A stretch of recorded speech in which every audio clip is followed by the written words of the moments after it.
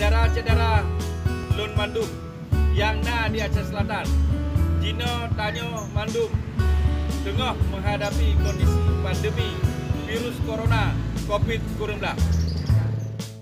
Tidak kita sadari, kita telah membawa virus yang bisa menyebar kepada keluarga kita. Untuk saat ini, janganlah pergi kemana-mana. Kita jaga jarak dengan teman sekitar agar kita sehat selalu. Terima kasih. Teragak jodun sana, ambo yo teragak jodun sana yang di kampung. Tapi kini ko zaman lah canggih, bisa video call juga aplikasi lainnya. Dan yang penting silaturahmi, jangan terputus yo. Virus iko sangat gampang menular. Gejala yang kita rasakan demam, batuk, flu kering, sakit tenggorokan, dan sakit kepala. Itu tidak bisa membedakan ugang yang kanai terinfeksi virus atau tidak.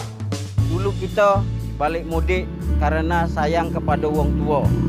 Sekarang terbalik, jika masih sayang kepada wong tua, jangan balik mudik. Apa tega melihat wong tua kita kena virus corona. Ayo, masyarakat Aceh Selatan yang ada di perantauan, Idul Fitri sudah dekat.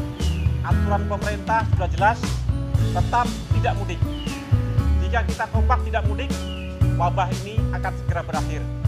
Mari kita tingkatkan disiplin dan kesadaran kolektif sesuai protokol kesehatan. Bersama kita bisa